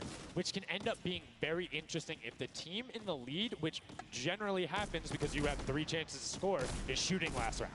Right? Because then it's all about how good are your pressure. And one other thing you can see, starting to fire through the screens, very well done for them, picking up an elim there. But right now, Kadoku already wresting the lead away. All 3 of them sitting there at 60, but they're 5-point processes, and it goes through as 2 more dumpsters throw themselves into the fray. Yeah, and that's because the Funky Fighters cannot earn points here in the guard round. The Sunshine Soldiers using this opportunity once again to just break away even closer to taking lead. And the Chicken Champions can't earn anything either. I love that from Clytax. Right away, hides himself behind the box, and you see his hands. He's like, please, please make sure it's not there. And then boom, gets the point, gets a nice little selfie going in. And you can see all of them getting sorted there. Another way, I'm all about the min-maxing. Point your camera towards the end. You go just a little bit faster. Sundown pulling out the strats here. The question is, can our competitors figure it out fast enough with their limited amount of games here? But 20 seconds on the clock. Can he get this in time? remember, you got to grab the dumpster, drop the dumpster, and get it processed. That was perfect. That was so good by Stuart000 because he dodged the little springboard there. You saw him look at it and be like, oh, no, I'm good. And that was the last run. None of these props are going to be able to get sorted. Lachlan gets picked out at the end. You can see 3, 2, 1, but not going to be enough. You need to get all the way through and sorted on the point as the rest of the denial comes through, and we're going to rotate the guards up again. Yes, so we will have some new guards take their place. This is honestly Chicken Champion's opportunity to start scoring some points and hopefully close up the gap here. The Sunshine Soldiers are now at the bottom layer of the guard tower, and the Fish Fam are at the top. So it is time to kind of mix it up. My eyes are on the Funky Fighters right now. They are doing great. They're very close, and on top of that, they're the team with the Silver Llama. Yep. As we've talked about, they are so incredibly close, doing everything they can to push towards the top. And you can see they got a lot of elims, too, in the round where they were playing defense. So not a ton of scoring going past them, only 35 points off the pace. But what I'm shocked about right now is there is nobody running 2-point props at all. 0. Tamori is a genius. He was already spotted out for the statue. He kind of hit over to the side and said, you know what, I kind of got to wait here. I can't park this statue on the open. He's going to be hunting for me, and that's exactly what he does. Kind of sits it over on the side there, and that's how he earns himself another point. So they're actually playing very, very smart here, and that's why they've been doing so good at these competitions. I think the guards need to be slightly more aggressive. There's it's unlimited ammunition. You can't run out. If you think something is suspicious, or if you just want to take a shot at it, shoot your shot. Yeah. What's the worst case that happens?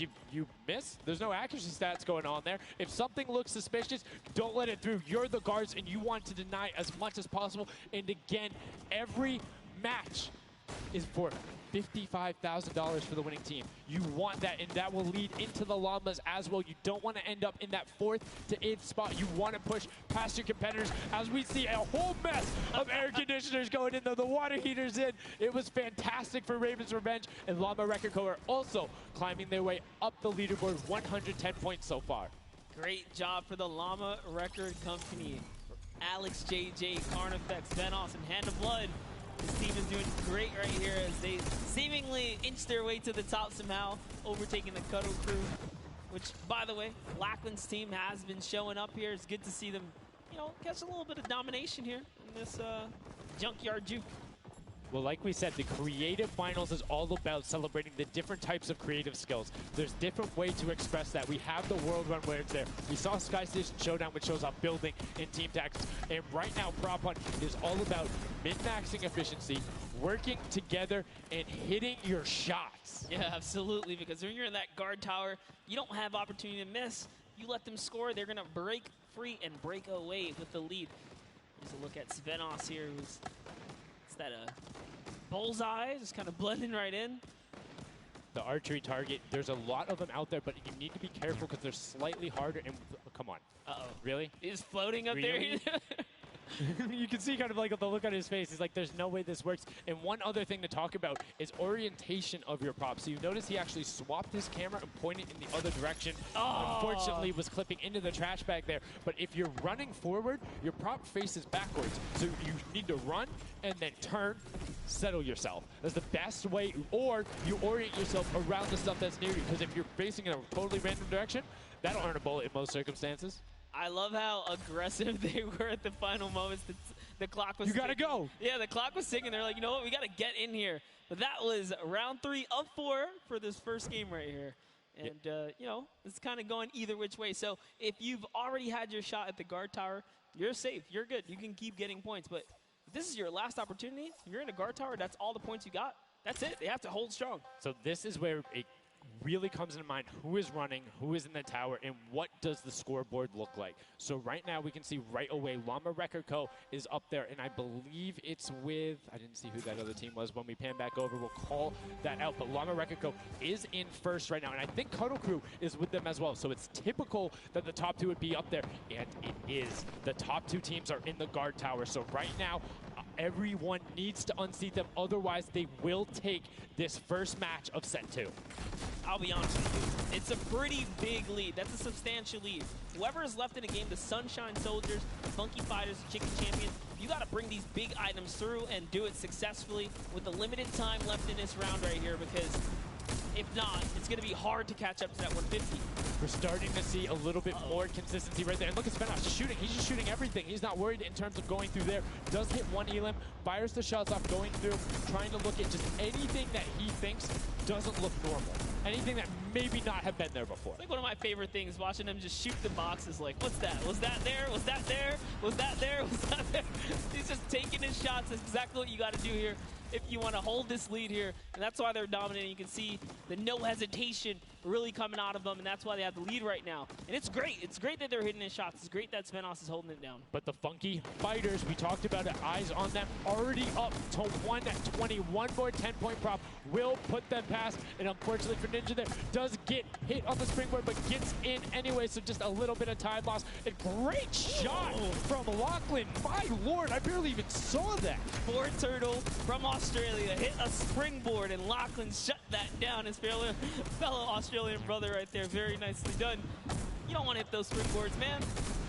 And now you can see 125 from the Funky Fighters. They're doing everything they can to overtake. They want this match victory. They want to keep the momentum rolling. But the Cuddle Group is doing a great job of picking up targets and running their timeout, getting some both right as they get out of spawn and before they're about to score, which the waste of time is even that much more efficient, but unfortunately not finding anything there.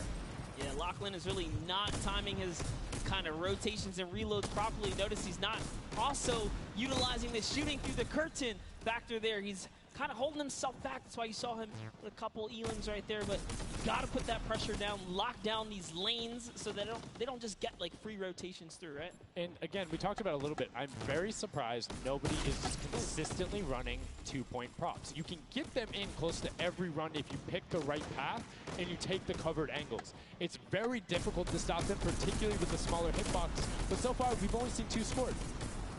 Yep, and I like that. Cuddle Crew right there, 130 points. This is their time. Cuddle Crew still doing really good defense right here. Oh no, but you know, Cass's curse. I feel so bad. Chicken Champion comes up out of nowhere, takes that one right away. Able to get him there, and now the Funky Fighters 5 points out. Anything going in will be enough, and the time ticks over. They didn't get it in there. Oh! Did they get it in there? They might have got the 5-point right at the end, but no, wasn't enough. Llama Record Co. on the defense says, lock it up. We good. Brilliantly done from them. And that's what I'm talking about. When you're sitting there on defense, you know exactly how long you need to keep them out. Exactly what you need to do in order to take the victory. And no surprise there, the guys who are all about that apocalypse game mode during the creative trials, able to take home the very first match ever on Junkyard Juke. That was well played. Valiant effort for everyone that participated in that run right there. And it was a close one. 150 points to the contender having 145. Just 1 point. One small radiator. And this is what I'm talking about, where if you had one person who is running just 2-point props there and got their successful runs at the end, they would have it. That's 3 successful runs. That takes about a minute, and you could have collected it. So go ahead. Nobody opted to do it. Maybe some of these guys need a little help here. Let's redo this. What would you suggest here, Sundown? I don't want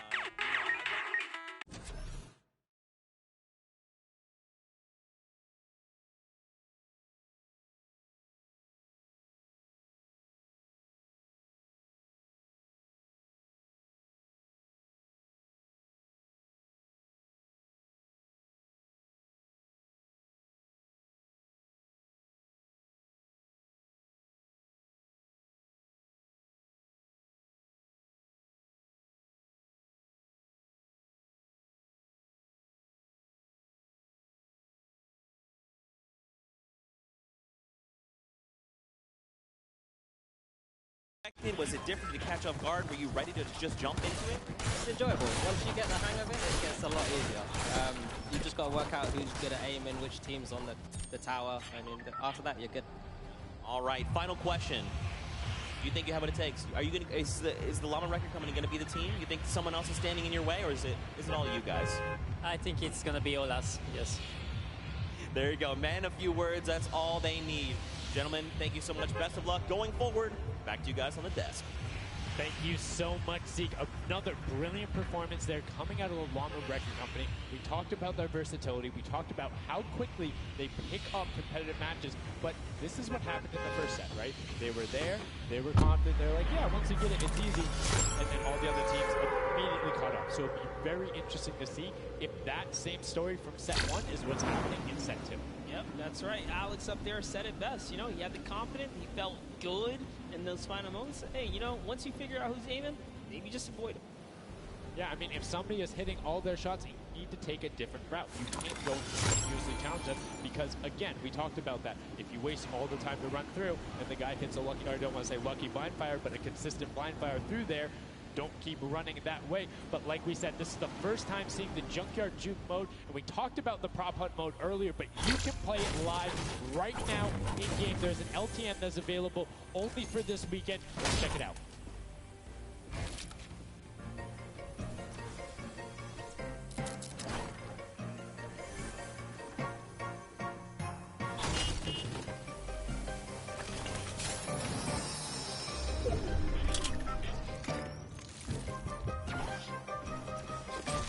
Like we said, you can check that out live in client. It's an LTM that is available only for this weekend. And Monster, have you had a chance to play Prop Hunt? Well, all week long now, I finally really got to experience the Prop Hunt. And before this, I kind of heard you guys talk about it. I was like, is that something I want to try out? But no, it honestly was very fun. There's just so many just fun moments, but the ability to then push it to a competitive level, these guys are doing great. But we're now going to get into match 2 of set 2. The second time you have seen Junkyard Juke, and let's see who is able to push on. The match is about to start. Here we go. The creative finals at the Fortnite World Cup. Set 2, match 2 of Junkyard Juke. That's right. So in the tower, we have Ninja's team, the Little, Whip, Warriors, Taco, Gaz, Caldoc. We're jumping straight into their POV. So notice Ninja firing right through those blinds. He saw something moving back there. He's trying to pinpoint. What was it? He does, of course, track him down. Sport Turtle. Ooh, just a little pixel. You know, you stand out, you're going to get popped here. He needs to make sure he's still watching his left-hand side, though, because there is a whole run on that corner right now where people would be able to come out, and now all of a sudden you see Alex JJ, Tyler, Ryan Francis, MSYP all heading that direction. Nobody is checking that corner. He's checking it every now and then, but he's primarily aiming on the right, and right as I say that now looks back on over as the rush comes through, but MSYP and Rubius are able to get in. Brilliantly done from them, getting the first points on the board as the Funky Fighters again are able to pull out 2. What do you think? Would you rather be up in the guard tower first and kind of get that out the way? Or would you prefer to kind of jump in as a prop and get your points first? So for me, it depends if I can get a lead. If I have a lead, obviously I want to be a guard tower at the end because I'm very confident in my ability to just spam shots in the right direction because I know like I can find the sightline and all that. With that being said, if you can get in the guard tower early and you do incredibly well, it gives you the bonus. You know how many points you need to get. You know how consistent and fast you can run. And right now we're seeing a lot more 5-point props than last round. People consistently trying to get those in, recognizing, hey, they're a little bit quicker. People are finding their angles now. But as I say that, Achi from the Sunshine Soldiers gets in that truck at 10